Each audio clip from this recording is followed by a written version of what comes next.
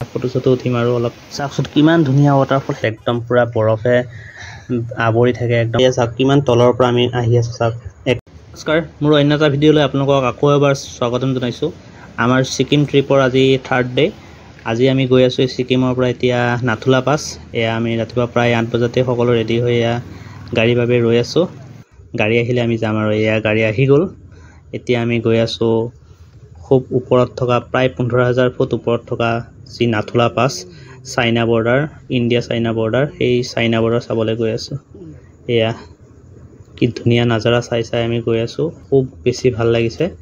পৰিৱেশটো একদম কুঁৱলীয়ে ঢাকি ধৰিছে যিমানে ওপৰত গৈ আছোঁ তিমানে কুঁৱলী বাঢ়ি গৈ আছে এচক পাইন ট্ৰি হিচাপ এইটো কিমান ধুনীয়া টাৰ্ণিং খুব বেছি ভাল লাগিছে মানে পৰিৱেশটো এতিয়া আহি পালোহি আমি এটা খুব ধুনীয়া এটা ঝৰ্ণা পালোঁ এটা ৱাটাৰফল এই ৱাটাৰফলতে আমি এতিয়া ফটো চটো উঠিম আৰু অলপ চাওকচোন কিমান ধুনীয়া ৱাটাৰফল সেই ওপৰৰ পৰা পানী আহি আছে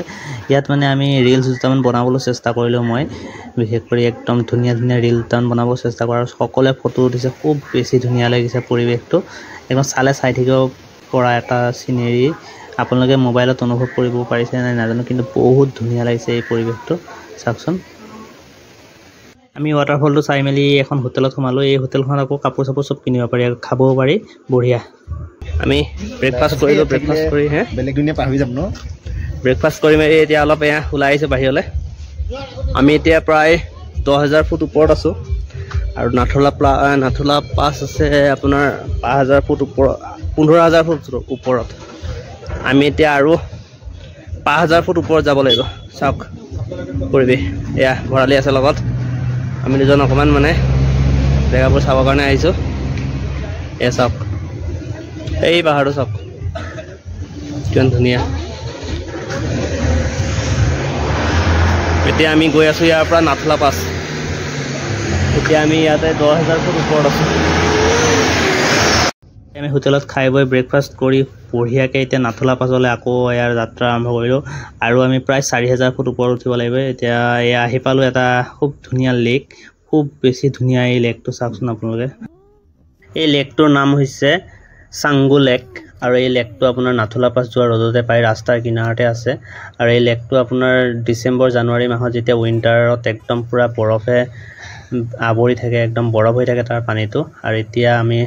ছামাৰ ছিজনত আহিছোঁ কাৰণে ইয়াতে পানীখিনি পুৰা দেখা পাইছোঁ খুব ধুনীয়া একদম চাফা পানী বহুত বেছি মাছ আছে ইয়াতে আৰু ইয়াত ডাৱৰ তললৈ নামি আহিছে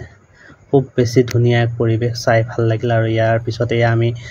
এয়া লেকটো এৰি আহিলোঁ আৰু লেকটো চাওক ওপৰৰ পৰা কি ধুনীয়া লাগিছে ওপৰৰ পৰা চাবলৈ এতিয়া আমি লেকটো চাই মেলি আহি আছোঁ এতিয়া আমি নাথুলা পাছ গৈ আছোঁ প্ৰায় 14,000 ফুট ওপৰত আছে নাথুলা পাছ আৰু এই লেকটোৰ পিছতে আমাৰ ছেকেণ্ড স্পট নাথুলা পাছ হ'ব এয়া আমি আহি পাই গ'লোঁ Nathula pass China border India China border যি নাথুলা পাছ আহি পাই গ'লোঁ প্ৰায় গেংটকৰ পৰা প্ৰায় 4.5 ঘণ্টা 5 ঘণ্টা আমি জাৰ্ণি কৰি পেলাই এয়া আহি পাইছোঁ নাথুলা পাছ এয়া বহুত বেছি ওপৰত আছে প্ৰায় 14,000 ফুট ওপৰত আছে এই নাথুলা পাছ উশাহ লোৱাত অলপ কষ্ট হৈছে বহুতে আপোনাৰ অক্সিজেন আপোনাৰ কিনিছে অক্সিজেনৰ যি হেৰি তাৰপিছত আমি চাবলৈ ওপৰলৈ গৈছোঁ ওপৰত ফটো আৰু ফটো তাতে এলাও আছে ভিডিঅ' এলাও নাই তো আমি এতিয়া ভিডিঅ'টো ইয়াতে বন্ধ কৰিম আৰু এয়া নাথুলা পাছ চাবলৈ এতিয়া আমি গৈ আছোঁ বহুত ধুনীয়া এক পৰিৱেশ সকলোৱে নাথুলা পাছ চাই মেলি এতিয়া ইয়াত তললৈ আহি পাইছোঁ মাইনা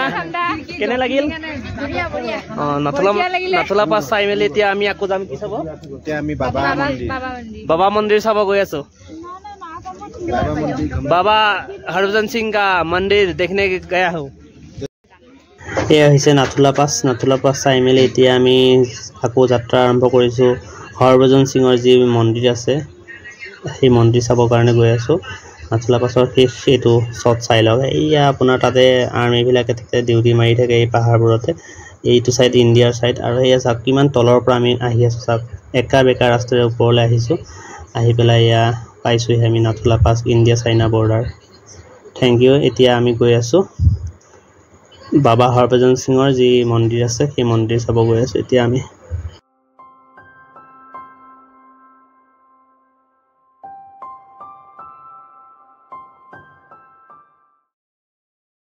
খুব ফটো দিছোঁ এয়া আমি আহি পালোহি বাবা হৰভজন সিঙৰ মন্দিৰ আৰু ইয়াতে আমি এতিয়া দৰ্শন কৰিম দৰ্শন কৰি পেলাই আপোনালোককো দেখাব চেষ্টা কৰিম চাওক কিমান ধুনীয়া এক পৰিৱেশ এতিয়া আমি বাবা হৰভজন সিং মন্দিৰ আহি পাই গ'লোঁ এতিয়া এই বাবা হৰভজন সিং মন্দিৰ চাম খুব ঘুমাই নাহত এয়া হৈছে বাবা হৰভজন সিঙৰ মন্দিৰ আৰু এই বাবা হৰভজন সিং শ্বহীদ হৈছিলে 1968 চনত প্ৰায় 22 বছৰ বয়সতে তেওঁ মৃত্যুবৰণ কৰিছিলে দেশৰ হকে আৰু তাৰ পিছৰ পৰা তেওঁ সপোনত দেখুৱালে লগৰ তেওঁ সৈনিকসকলক সপোনত দেখুৱালে যে মই দেশৰ হকে কাম কৰিব বিচাৰোঁ আৰু তেতিয়াৰ পৰাই তেওঁ হৈ ইয়াতে এটা মন্দিৰ স্থাপন কৰিলে আৰু তেওঁ এতিয়াও প্ৰটেক্ট কৰি থাকে বুলি মানে তাৰ মানুহে বিশ্বাস কৰে যে তেওঁ এতিয়াও আমাৰ দেশখনক প্ৰটেক্ট কৰি আছে চাইনাৰ পৰা আৰু বিভিন্ন ধৰণৰ ইমাৰ্জেঞ্চি ঘটনা তেওঁ সপোনত দেখুৱাই দিয়ে বুলি সকলোৱে বিশ্বাস কৰে আৰু ইয়াতে সকলোৱে পানী দিয়ে নিজৰ মন্নত কৰি পেলাই পানী জমা দিয়ে ইয়াতে আৰু মন্নতটো কমপ্লিট হ'লে মানে পানীখিনি লৈ যাব পাৰে তেনেকুৱা এটা জনবিশ্বাস আছে ইয়াতে পানী দিয়াৰ ব্যৱস্থা আছে আৰু এয়াই হৈছে চাওক এয়া হৈছে তেওঁ টেম্পলটো তেওঁ মূৰ্তি প্ৰতিমূৰ্তি বহুত বেছি মানুহ খুব ভাল লাগিল আহি পেলাই এক দেশভক্তি ইয়াতে গান বজি আছে এইটোৱে হৈছে মেইন মন্দিৰটো আৰু ইফালে এয়া ভাৰতীয় জাতীয় পতাকা ইয়াতে উৰি আছে খুব ধুনীয়া লাগিছে চাই পেলাই তাৰপিছতে এয়া আমি চাই মেলি পেলাই কিনাৰতে এখন পাৰ্ক আছে সেই পাৰ্কলৈ গৈ আছোঁ আমি এতিয়া সকলো খুব বেছি ধুনীয়া পাৰ্কখনো একদম বিভিন্ন ধৰণৰ ফুল ফুলি আছে ভাল লাগিছে চাই পেলাই এয়া হৈছে এই পাৰ্কখন চাওক কি ধুনীয়া একদম কুঁৱলীয়া আৱৰি আছে পাহাৰৰ বহুত ওপৰত যেহেতু কুঁৱলীয়া আৱৰি আছে এবাৰ আপোনালোকে শেষলৈকে চোৱাৰ বাবে ভিডিঅ'টো থেংক ইউ আজিলৈ এইটো ভিডিঅ'ৰ পৰা সামৰণি মাৰিছোঁ